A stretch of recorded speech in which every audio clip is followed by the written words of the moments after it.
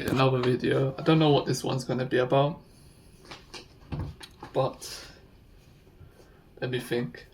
I have to just say out how I'm feeling today, pretty much. Today is like any other day. Even if I do things differently, because I wake up at a good time. I wake up at 8 a.m., 9 a.m. I do a lot of stuff. I get work done for my own projects, and I talk to some people. I send some emails to places that I need to send. I'm just doing my errands, basically running my errands. And I realized that my day hasn't really changed. I'm living the same day, even though it's different, but it's actually not different. It's not different because I don't know what it is. I don't know if it's because of the place I live. I don't know if it's because of the system that I'm in. Because the system does shape how your day is going to be. Because what else are you going to do? If you're like on a street, for example, let's say you're going to have to take the bus. If there's only a bus, you're going to have to take the bus. Or what else are you going to do? You can walk it, but if it's too far, you're going to take the bus. So that's the kind of situation that I'm in right now. I'm buying things, I'm changing my surroundings, but it still feels too similar. And that's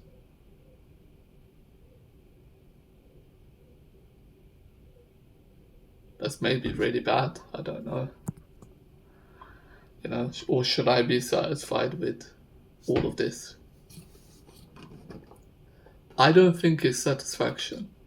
Some people, I only say satisfaction because people from the outside call it that. They say, are you not satisfied with your life? It's not about satisfaction. If you want to be in my perspective, it's not about satisfaction. That's not what I'm referring to. It's feeling like you're not alive, feeling like it's mundane, it's typical, it's routine. And there's a lot of people that are getting by through comfort. And I was doing that for the past, God knows, 5 years, 8 years, since I started sixth form. So since I was like 18, 17, I've been coping. I've been pretty much picking comfort after doing work, for example. I do a lot of work, and this is seen as natural, but I'm really realizing this is actually unnatural to consistently reward yourself after doing work. I think this is completely unnatural because you lose your sense of self, you lose your sense of decision making. Because as soon as you do a job, you are just thinking about, okay, I'm going to get rewarded. Okay, I'm going to watch the TV show that I really like. So you've already made your decision before you feel like watching it. And it's seen as a part of life right now, but I don't believe this is natural.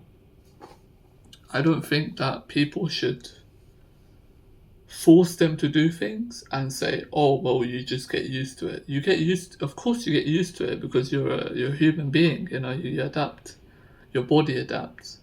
But it's unnatural because you are consistently doing things that you're not even thinking of. You're not thinking of it. Your mind is prepared for the reward after the work.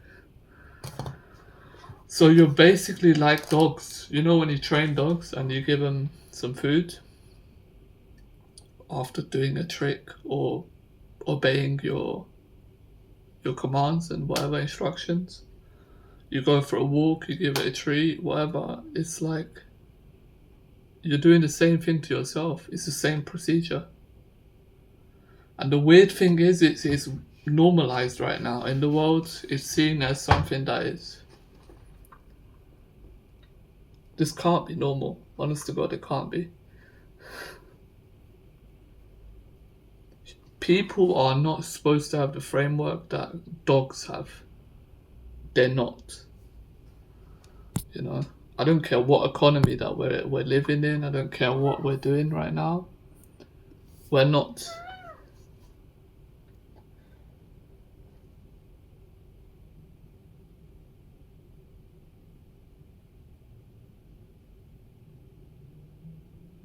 Sometimes, no, very often actually, if you want to know how you're actually feeling, you have to look at the mundane things around your room. Like, instead of me focusing on this video, sometimes just by looking at just the random stuff in my room, I become in touch with how I'm feeling. Why is this really important? Because people are losing this. People are not realizing that they're not being in touch with themselves and their feelings and their thoughts and the now, being in the present of now. And looking at the mundane products of now, just by looking at this, what controller piece, I feel like I'm right now living in the now. Very often, because this would happen to me, and it's happening to a lot of people, way more than it was in the past, way more, because we have so much distractions. We now have way more distractions than we even had 5 years ago. It's ridiculous. Honestly, if there was to be some sort of chart that was to show you how much of a difference there is, it's ridiculous. It's sensational. We are becoming more and more out of touch. We're becoming more and more distracted.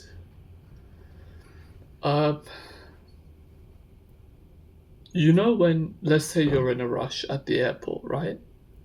When you're in a rush, you don't look even at people.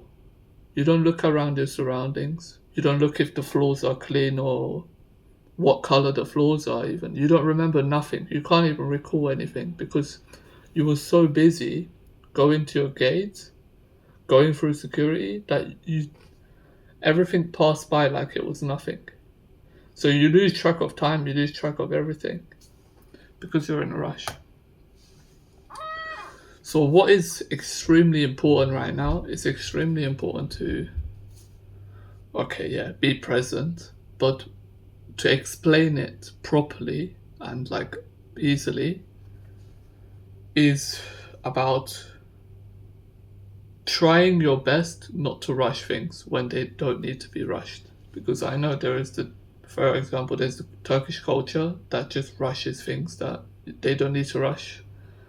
They don't need to miss anything, but they rush it anyway. When they make food, they're just rushing. Why are you rushing? Just take it step by step. You can fuck it up, 3 hours ago. You can do it again, no problem. But they do it as if they're in a business. Even when they're cooking for family, it's like they're cooking for a business. Like they're gonna go out of business if they don't cook that food at that time. You could say to your family, "I fucked up," I cooked too much or I cooked too late, so we're not gonna have food at this time, and that would be all right. But our family and the Turks, usually they will not say this. You can't. It has to go by. You have to continue the plan at all costs, no matter what. So you're just rushing things that you don't need to be rushing. And to focus on the mundane things, to look around and enjoy silence. Silence is extremely important. There's noises everywhere. There's noises from podcasts, there's noises from your laptop, from me, from my phone, from alarm, from, I got a clock right next to me. I can make all kinds of, noises from it. Fire noises, bird noises, water noises, but no noise we are not used to much. And we need to get used to more. Your brain is really fucked. One of the ways is when you sit a bit in silence and you feel uncomfortable. That's when you know you're fucked. you're messed up right now, and hopefully soon you will be able to get better. But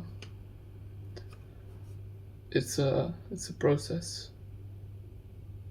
and one that you have to be committed to. If you're not committed to it, then good luck trying to change anything. Commitments. Life is a lot about commitments, you know.